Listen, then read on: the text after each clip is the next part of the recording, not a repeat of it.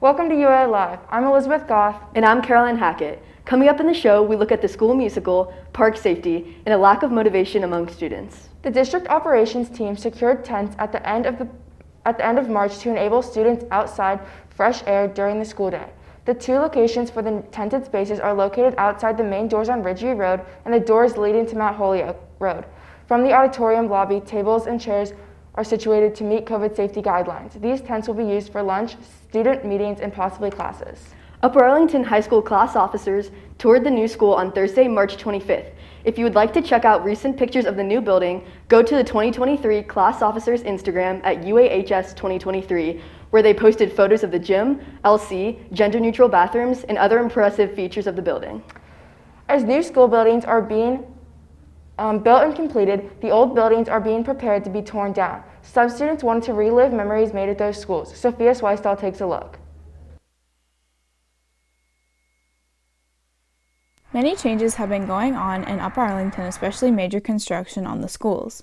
These include Barrington, Tremont, Greensview, Wycliffe, Windermere, and the Upper Arlington High School. The first construction we saw was in spring of 2018 on the Tremont athletic fields.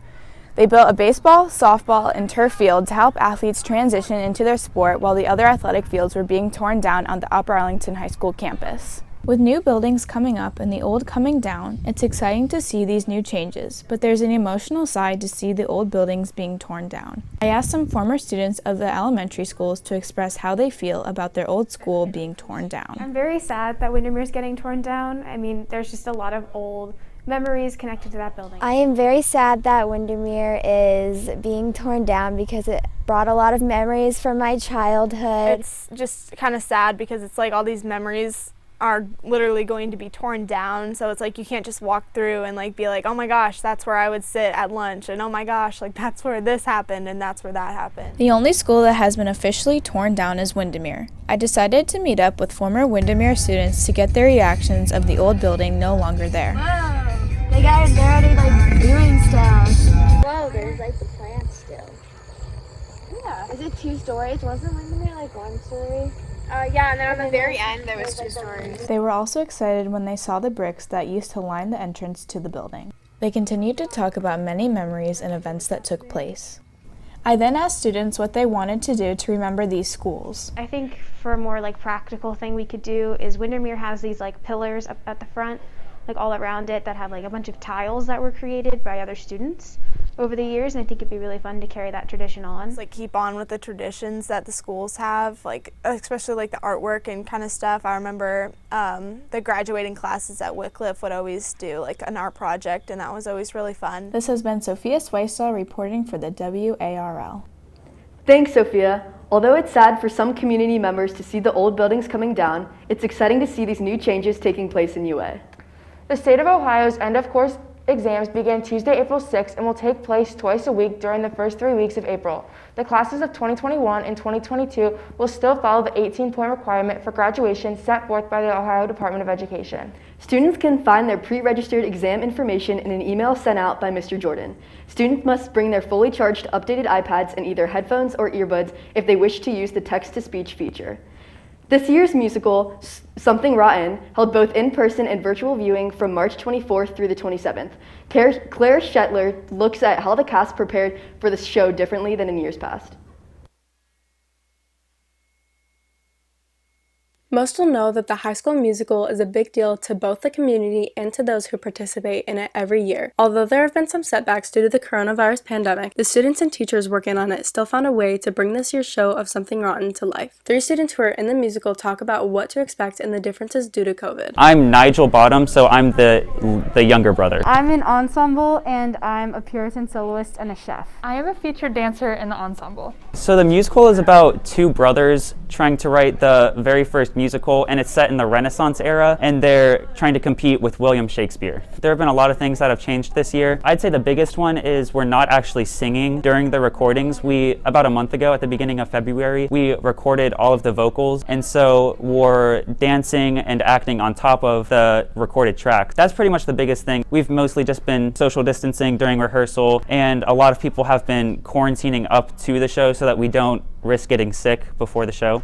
I think one of the main differences is it's kind of been harder to form relationships with the cast because with rehearsals we have to have less people in a room at a time, but over time we've still formed relationships and we've still made it really fun. I think for me, the hardest part has been not having a live audience. I mean, we have a small live audience, but definitely not compared to most years, so it's harder to play off the audience and there's less energy, but you know, we make do and it's been really fun like doing a show in a different way this year. We've recorded each act, I think, 4 times, and then later, near the end of March, we're gonna show them at the high school. And so you're able to buy tickets at uavocalmusic.org, and you're able to either come and watch the show in person at the theater, or you're able to rent a copy like on demand at uavocalmusic.org.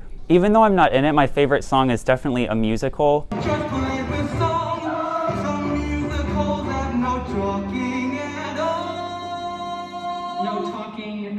It's just such a fun and just huge number, and everybody just goes crazy, and it's just so fun to watch. My favorite scene in the show is in Act 2, and it's the song Make an Omelet. Okay, definitely in Act 1, a musical. It's an 8-minute long number with lots of dancing and fun choreography, lots of references to past musicals, and it's a blast. After recording and editing was finally finished, the show premiered in the high school auditorium for 4 dates where students, family, and friends could enjoy while socially distanced. The show was also played once at the South Drive-In Theater where people could bring chairs or sit in their own cars to watch. For people who miss the in-person viewings or prefer to watch from the comfort of their own home, the show is now available for a video on-demand option through April 30th on uavocalmusic.org. This is Claire Shuttler reporting for the WARL. Thanks, Claire. Even despite COVID challenges, the musical was able to safely produce this amazing show. On-demand viewing opportunities to watch the musical are available via uavocalmusic.org. Now it's time for sports with Jillian and Carter. The spring sports season officially began on March 28th. This year, our girls lacrosse team is looking to continue their 5-year state title streak. Head coach Wendy Pinta told This Week News that we're returning a very athletic group with a lot of speed. Everybody is just a little rusty because of not playing last spring. This Week News also reported that our girls lacrosse Bears have started their season strong with a record of 4-0 after beating DeSales 14-1 on March 30th. They will play their next home game on April 10th versus Worcester at 12 p.m. Now we check in with Ellie and Sophia, who have a girls lacrosse player, Vivian Lawless, on location for an interview. Thanks, Carter. Vivian is a varsity defensive player. Talk to us about what you're seeing in opponents this season after missing last spring due to the pandemic. Well, it's very interesting because nobody really knows how good teams are because we haven't seen anybody play in 2 years and we don't know what talent they've lost over the years. So it's kind of up in the air going into every game about the skill of the team that you're going to play.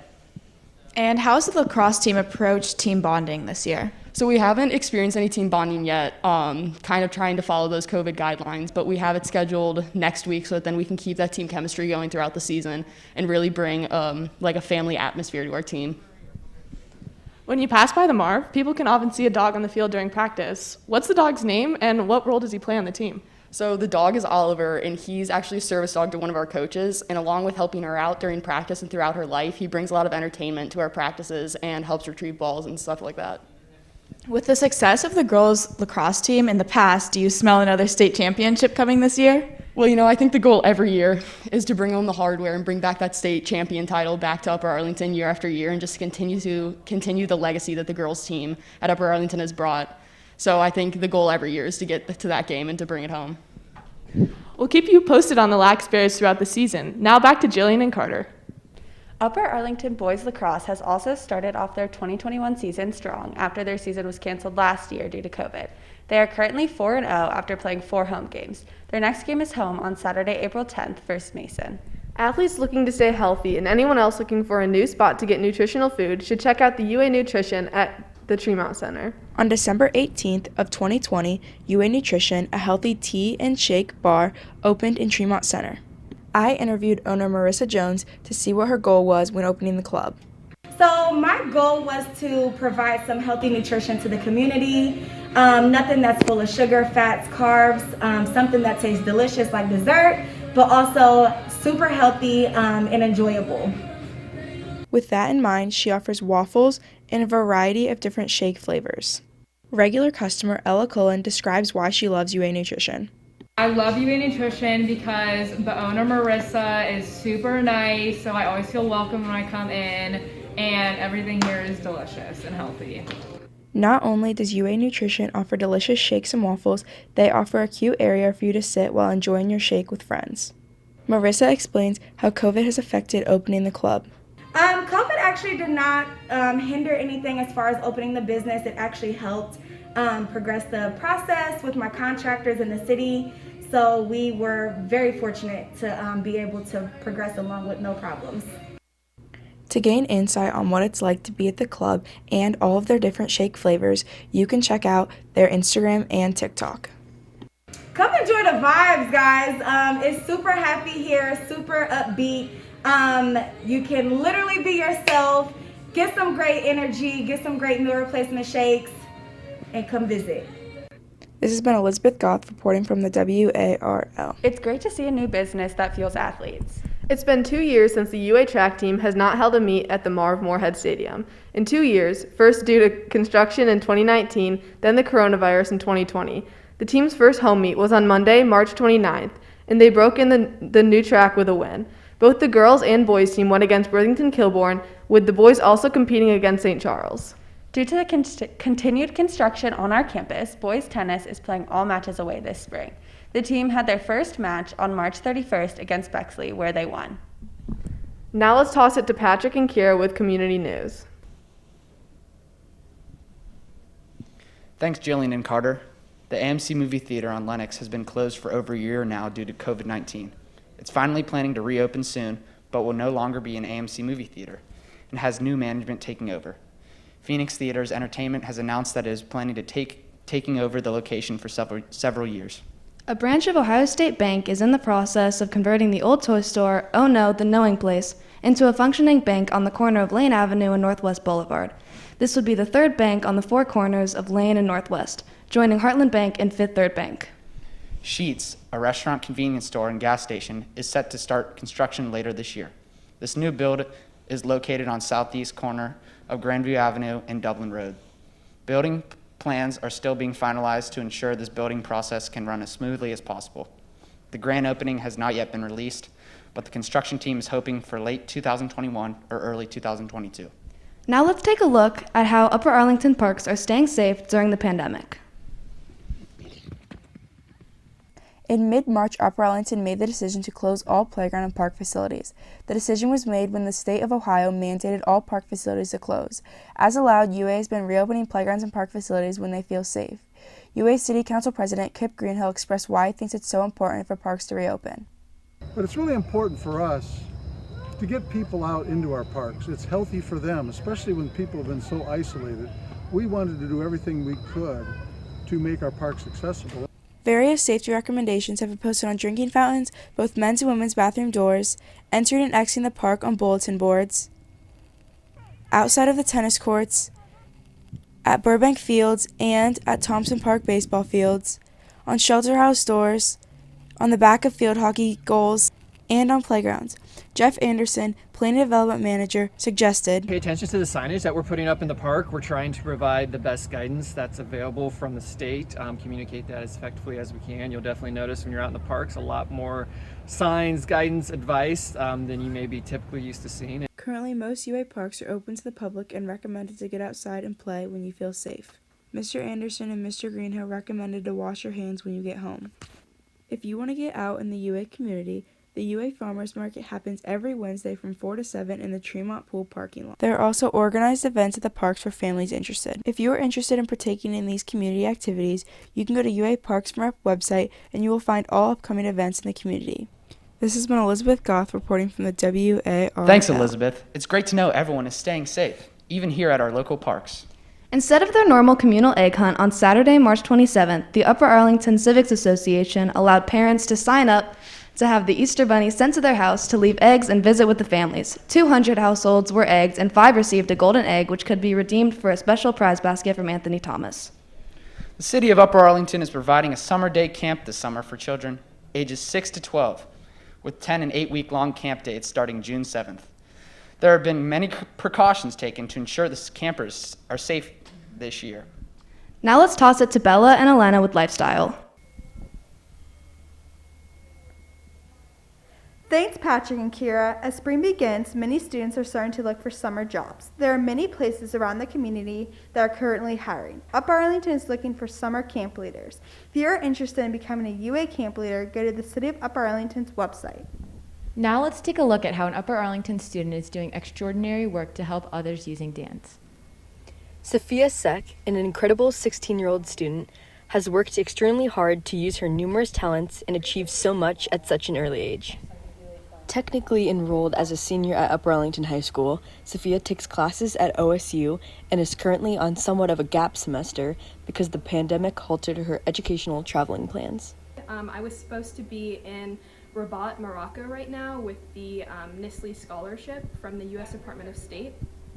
However, due to the pandemic, it had to move virtually, so I'm currently doing about 15 to 20 hours of Arabic classes per week with this program, and currently also taking classes at Ohio State. Prior to this year, Sophia took part in a number of rewarding extracurricular activities outside of school. She was a Lincoln Douglas debater for Upper Arlington Speech and Debate for 3 years, where she had the opportunity to compete at districts and state finals. She was also an important member of the K-Studio competitive dance team for 5 years, where she learned endless life lessons and continued to utilize her love of dance to create other opportunities for both herself and others. I love how determined Sophia is. Like, if she wants to do something in dance or in life, really, she's going to make sure that she succeeds. She's a really hard worker, and I really admire that about her. Sophia decided to extend her passion towards the needs of others and create a nonprofit organization called Youth Outreach United Dance Team.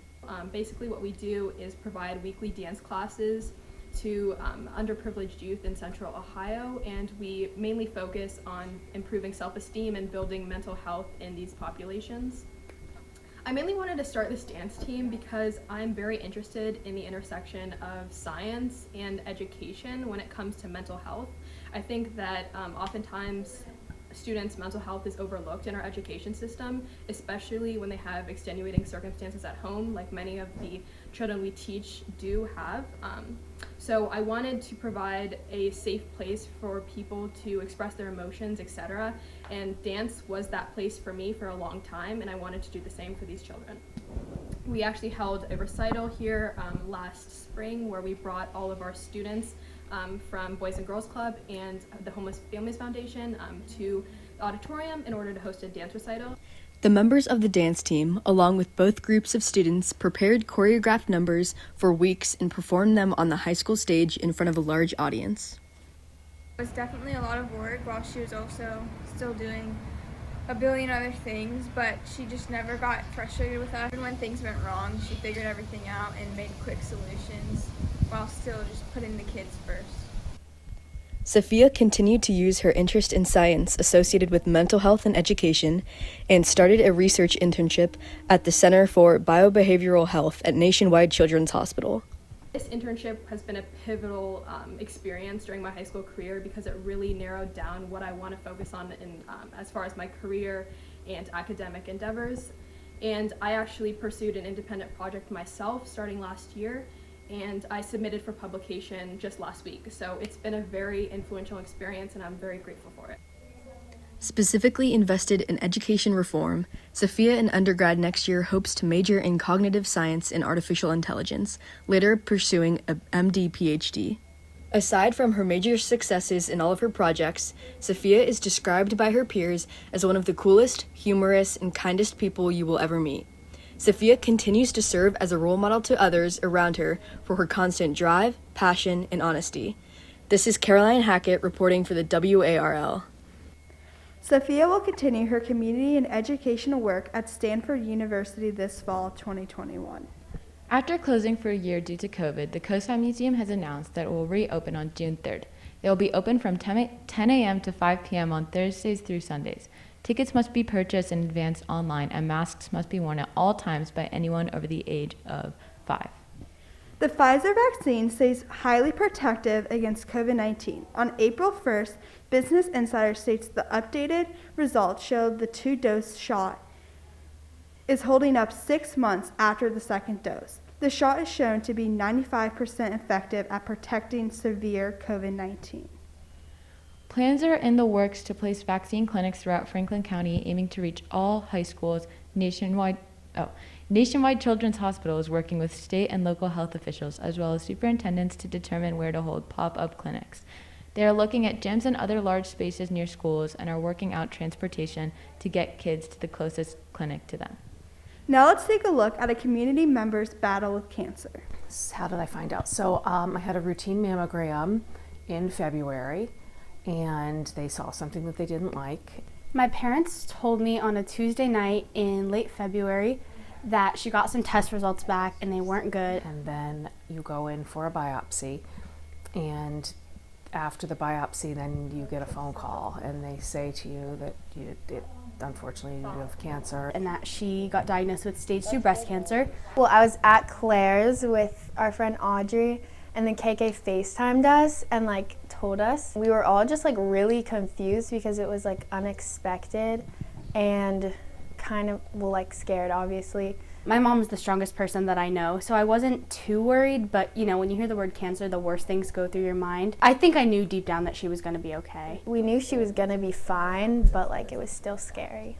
It started in April with surgery, and then I recovered from surgery about 4 weeks maybe, and then I started chemotherapy, and chemotherapy was 16 weeks. I had 4 sessions, each one of them 4 weeks apart, and then they give you a couple weeks to recover from that. Chemotherapy was the hardest.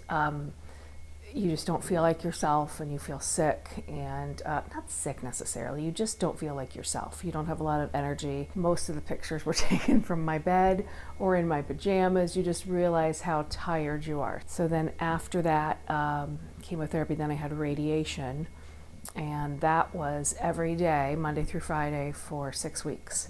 And that was just a pain just because you had to go every day. So, but radiation, some side effects with that too, but everything was pretty manageable. And there are a few things that I still have to do to keep me healthy and keep, the one thing that they do now is keep it from coming back. So I'm on some kind of hormone treatments, and I get a shot once a month, and I take a pill every day, but certainly very manageable compared to going every day. Before her surgery, I was really scared, but once I got the results that her surgery was a success, I was definitely a lot less scared. Watching her go through chemotherapy was kind of hard because she lost hair and she was, moodier, and she didn't seem like her normal, happy, optimistic self all the time. But at that point, I knew that she wasn't in danger anymore, so I think it was easier once her surgery finished. Because of coronavirus, it was a lot harder to see her. During her surgery, I had to go stay with other family members because I wasn't allowed to go in the hospital. And I know that was not only hard for me, but hard for her too, because having people there would have been really nice. For me, I didn't really even I wasn't as affected, I don't think, by COVID as everyone else because I was healing and I was recovering. Really, looking back, was a perfect time, if there is a perfect time, because I didn't miss anything. There was nothing happening. My family was home to take care of me. Friends were around. I had so much support, and I actually think the timing was probably perfect. So it was a strange time. Typically, your husband or your family or friends, girlfriends can come with you and support you during chemotherapy treatments or radiation treatments. And certainly my parents would have loved to have been with me at the hospital during surgery. No one was allowed. For me, it was almost easier because then I just did it, checked it off, and it made it, for me, actually easier. KK's mom is always supporting us, and whenever we come over, she treats us like her daughters. Me and KK live in the same neighborhood, and our neighborhood put together a meal schedule, and different families would bring them dinner every night. My family did that a couple times. My mom and I have a really strong bond, especially because most of the things that have built my character come from her. I'm so lucky that I've had her to raise me because she's so strong and uplifting and optimistic. So I didn't ring the bell at the Stephanie Spielman Center because, first of all, no one could come with me. Unbeknownst to me, my friends and neighbors gathered in our driveway, and they were here, and I rang a bell that my sweet niece from North Carolina sent to me, and it was great. It was special. I'll never forget it. It really changes a tremendous amount of how you view life, especially after you're done with treatment. Someone did say to me that you should enjoy every day and enjoy the present, because the present is a gift. Right.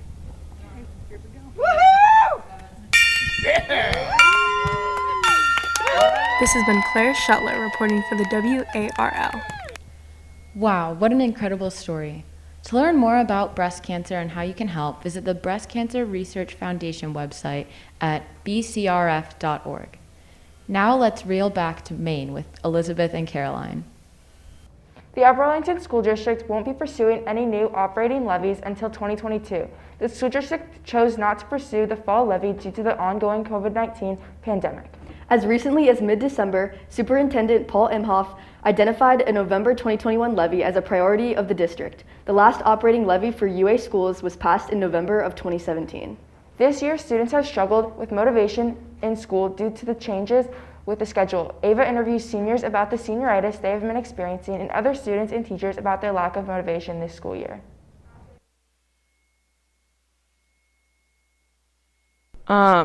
Most days I feel pretty unmotivated. Towards the beginning of the week, I have some motivation to get my work done, but by the time Thursday and Friday rolls around, I don't really feel like doing much work, so I kind of push it off until Sunday night, and then I'm even more unmotivated. I definitely have some senioritis for sure, and I feel like with COVID, I just feel like I don't need to do my work, so I just don't do it. I'm pretty unmotivated, especially because the 2 days that I'm not in school, I just never do anything, and then my classes are also pretty easy, so there's just, in my head, I'm like, oh, I really don't want to be doing any of this work when I could be watching Netflix or just like doing something else. I think during school, I'm more mentally drained just because I'm there, but when I get home, I'm kind of over it and I'm just ready to just not even open my backpack and do any schoolwork or anything like that. There are times when I feel very unmotivated, especially when I'm working at home. I have a lot of trouble getting assignments done at home, but I think it's a lot better when I'm at school.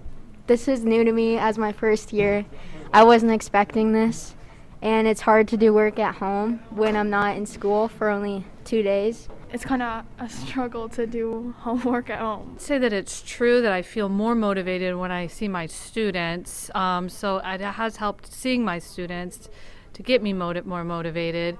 It is difficult only seeing them once a week, but I'm glad I get to see them and just kind of gauge where they are in their learning. For this final quarter of the school year, students should continue to persevere and encourage each other to find the motivation to finish this year on a good note. On Monday, March 29th, the first in-person Bear Down meeting was held in room 244. The meeting was focused on current juniors and their process to find the next Bear Down president. If you are interested in becoming more involved in spring sports this season, come to the next Bear Down meeting after school in room 244. Tune in next show to catch the OSU women's new tennis facility and the recent parking changes at UAHS. That's it for this edition of UA Live. Thanks for tuning in.